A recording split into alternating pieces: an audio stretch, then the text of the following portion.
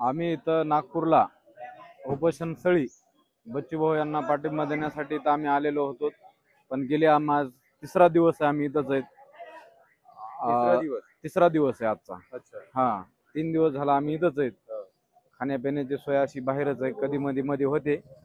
पण खायच्या गोष्टी आम्हाला म्हणायच्या नाहीत, कारण का आम्हाला सगळ्यात महत्वाची गोष्ट आमचं कर्जमाफीचं आणि दुसरी गोष्ट जी तुटपुंजी जे शासन देणार होतं अतिवृष्टी झालेल्यामुळं किंवा पूरग्रस्तामुळं, ते आध्यात्मिक सरकारनं दिलेलं नाही. कारण का बोलाचा भात आणि बोलाची कडी हे सरकारनं असं सुरू केलेलं आहे. पण ज्या समजा पूरग्रस्तांमध्ये जे पैसे देणार होतं ते सुद्धा दिले नाहीत. पण त्याच्यामध्ये जे 4 स्टिगर जे रद्द केलेले होते शासनानं, ते जर रद्द केले नसते तर आम्हाला पूरग्रस्ताच्या पैशाची शासनाच्या आद्याची गरज नव्हती. कारण आम्हाला पीक विमा कमीत कमीत आम्हाला हेक्टरी 50,000पर्यंत आम्हाला मिळाला असता आजच्या घडीला. पण हे कधीहीच रद्द न केलेला ह्या सरकारनं रद्द केला. आणि दुसरी गोष्ट, जे शासनानं ठराविक कारखान्याचे जे समजा भाव होते त्या भावामध्ये 200 रुपयाची तुटपुंजी अजून बी शासनाकडं म्हणजे कारखानदाराकडे जमा आहे. ती द्यायला तयार नाहीत कारखानदार, कारण मगरुरीचे कारखाने सुरू झाले ते. कारण का जर समजा लवतीचे जर कारखाने असते तर त्यांनी हे 2700 रुपये भाव डिक्लेअर करून वरले 2500 रुपये रक्कम त्यांनी एक रकमी दिलेली. पण जे 200 रुपये जे थकीत बिल आहेत त्यांनी अजून दिलेली नाहीत आणि देणार नाहीत असं त्यांना बोललंय. आणि पुढचा टप्पा कारखान्याचा जे सुरू होणार आहे ते मला असं वाटतं की त्यांनी भाव जाहीर करून चालू करावं, अन्यथा स्वाभिमानी शेतकरी संघटना एकही कारखाना चालू देणार नाही. आणि जर कारखानदार म्हणाला मगरुरीनं जर चालवायचे असेल तर त्यांना घालायला चड्डी सुद्धा अंगावर ठेवणार नाहीत, एवढं मी सांगतो. अच्छा, एक प्रश्न माझाही आहे की आता सध्या शेतात कोणतं पीक आहे आणि असा मोसम झालेला आहे तर त्याच्यात काय नुकसानचं तुम्हाला वाटतं की काय आपलं तोटा होणार आहे?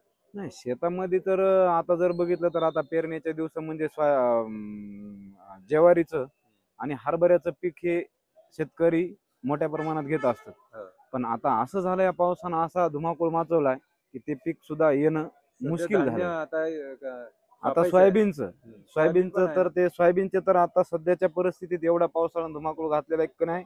काही जागेवर सोयाबीन पहिल्याच नव्हत्या हा. आणि ज्या कुठं कुठं समजा माताडावर राहिलेल्या होत्या त्या कापलेल्या समजा ढिगल्या लावून त्या सुद्धा आताच्या घडीला वाहून गेलेल्या आहेत. हा. हो, त्याचंही एवढी नुकसान झालेलं परिस्थिती. आहे. हो, भयानक नुकसान झालेलं आहे. नुकसान सांगायसारखं नाहीच, एवढं नुकसान झालेलं आहे. पण तरी या सरकारला अजून दिसत नाही योग्य ती वेळ यावा असं सरकार म्हणतंय. पण आता कवा योग्य वेळ येते की आता निवळ की शेतकऱ्याच्या ढुंगणाला शेवळच फुटावची अशी वाट बघत असेल सरकार, तर ते सरकारचा प्रश्न आहे, आपला तुमची नाही. मेन मागणी कोणती आहे? कर्जमाफी करावं सरकारनं. तुमचंही कर्ज आहे का? आमच्याकडे बी कर्ज आहे. किती? आमच्याकडे जवळपास 1-2 लाख रुपये कर्ज आहे. कशासाठी घेतलं होतं ते कर्ज? ते कर्ज आम्ही काढलं होतं की बाबा आम्ही दुधाचा व्यवसाय करावा म्हणून घेतलं होतं. हा. पण ते असं झालं की त्या कर्जामध्ये तर आमचं ते पुरामध्येच गाई म्हशी वाहून गेल्या. अच्छा. हा. तर त्याच्यामुळे आता ते कर्ज फेडणं मुश्किल आहे. हा, बरोबर. कारण जर बिझनेस झाला असता, दूध तुम्ही हा, विकला असता तर दूध तुम्हाला ते व्यवसाय कर्ज जर फेडता चालू आलं झाला असतं. असता, आमच्याकडे पर्याय पुढे सुरू झाला असता तर ते हा. आम्ही कर्ज 100% फेडलं असतं. कारण बुडवणारे अवलादीतले नाहीत, कारण आम्ही फेडणारे आहेत. हा, आमची बरोबर. नीतिमत्ता चांगली, कारण शेतकरी राजा देशाला नव्हे तर सगळ्या महाराष्ट्राला जगवित आहे. हा. आणि ते बुडवायची त्याची नीती नसतेच. पण एक नैसर्गिक आपत्ती आल्यामुळं शेतकऱ्याला आज या गोष्टीचा सामना करावा लागतो.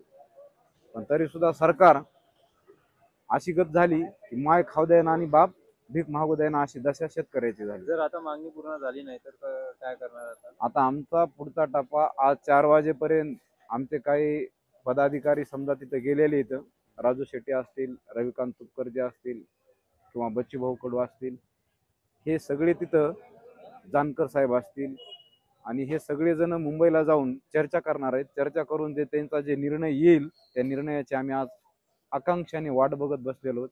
आणि त्यांचा जर सकारात्मक जर विचार आला तर हे कुठंतरी थांबल्या जाईल आणि त्यांचा जर नकारात्मक जर विचार जर आला तर या नागपूरचं आम्ही नंगापूर करू असा शासनाला आम्ही इशारा देतो. खूप खूप धन्यवाद. आणि तुमच्या जेही मागण्या आहे आम्ही हेच प्रयत्न करू की तुमच्या मागण्या पूर्ण झाल्याच पाहिजे, कारण ते फक्त तुमची मागणी नाही आहे बल्कि हे आमची सुद्धा आहे, कारण तुम्ही किसान आहे, तुम्ही अन्नदाता आहे, म्हणून आम्ही सुद्धा जगतो. आम्ही तुमचे खूप आभार आहे की तुम्ही एवढं कष्ट करता. आम्ही परभणी जिल्ह्यामधून आलेलो आहेत, सोनपेठ तालुका, स्वाभिमानी शेतकरी संघटनेचा एक तालुका अध्यक्ष म्हणून मी इथं पाठिंबा देण्यासाठी आलेलो होतो. धन्यवाद.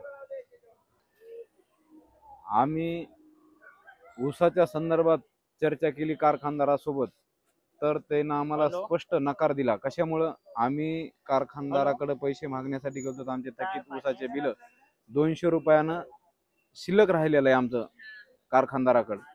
ते आम्ही मागण्या करण्याकरता जर त्यांच्याकडे गेलं तर आमच्यावर सरळ स्पष्ट मोकळं आमच्यावर गुन्हे दाखल होते. कशामुळं? किंवा तुम्ही 2 तास किंवा 1 तास तुम्ही रस्ता अडवला, पण हे रस्ता अडवणं हे आमचा गुन्हा आहे असं प्रशासन म्हणतंय. बाबा, पण त्याच्यापेक्षा जर आमचे पैसे तुमच्याकडे शिल्लक आहेत ते सगळे ऊसाचे, मोठे गुन्हेगार आहे. तर ते आमच्यापेक्षा ते मोठे गुन्हेगार, पण तरी त्यांना प्रशासन चांगलं मानतंय. आणि आम्ही मागणी करतो ते आम्हाला गुन्हेगार मानतात. आपलाच पैसा आहे आपलाच पैसा महागायचा जर म्हणलं तर आपणच गुन्हेगार ठरतो आणि गुन्हा दाखल होते. आणि गुन्हे दाखल होतात. हे आताचे सरकार की पहिलेपासूनच असं आहे? नाही, हे पहिलेपासूनच आहे. अच्छा, सरकार हा. कोणतीही असो. सरकार कोणतंही असो, या ऊसाच्या संदर्भात सरकार कोणतंही असो, पण पहिल्या सरकारापेक्षा आताचं सरकार जास्त मगरुरीचं झालं. अच्छा, हा. अत्याचार जास्त होत. अत्याचार जास्त होते. पहिली वेळा त्रास पहिले नव्हता. वेळेस त्रास एवढा नव्हता, पण आता लई त्रास झाला भयानक. म्हणजे की महागाई वाढली आणि किसानचे हा, रेट म्हणजे कमी का? झाले. महागाई एवढी वाढली, त्यापेक्षा म्हणजे काय झालं माहितीये का, खर्चा एक पट, म्हणजे खर्चा चार पट झाला. उत्पन्न एक पट झालं आणि खर्चा दुप्पट झाला. कारण आज तेलाचे भाव पार टोकाला हा. गेलेत.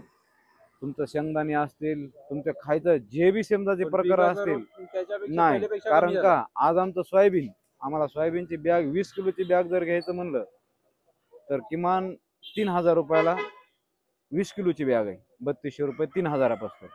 आणि जर आमचं घालायचं जर म्हणलं तर 3500 रुपयाला क्विंटल घालावं लागेल. बापरे, म्हणजे ते किती फरक झाला, किती आहे? पट्टीनं. तुम्ही घेऊन राहिले तर 3000 मध्ये 3000 रुपयाला 20 किलो, आणि तुम्ही आणि विकायला गेले तर तो साडे- सोयाबीन 3500 रुपये क्विंटल क्विंटल मध्ये. मध्ये. आणि जे युरियाचा जे खात आहे तर त्याचा MRP रेट 50 किलोच्या पॅकचा 266 रुपयाला पॅक आहे. पण ते आम्हाला आज मार्केटला 45 किलोचाच पॅक भेटतंय आणि ते 300-350 रुपयाला भेटतंय. आणि ते बी 350 रुपयाला घ्यावं लागतं गपचिप, नाही तर ते बी नाही म्हणून सांगत आहे. ते बी नाही मिळणार. एवढी मगरुरी झाली त्याची. आणि दुसरी गोष्ट, आपण जर दुकानदाराकडे जर गेलो मागणी करण्यासाठी किंवा हे आम्हाला खात पाहिजे, ते सांगत आहेत हे त्याला सपोर्ट म्हणून दुसरा खात घ्यायचा असेल तर ते आमच्याकडे नाही, तर ते सुद्धा नाही. त्याच्याकडे बी कृषी सहाय्यक त्यांना विचारायला तयार नाहीत, कारण त्यांची त्यांना पॅकेज जातात ना, ते कशाला विचारित बसते. आणि असं जर म्हणाय गेलं तर मग हे शासकीय कर्मचारी त्रास देतात. आमच्यावर गुन्हे दाखल करतात. आणि जे भेटणार आहे तेही भेटत नाही. ते भेटत नाही.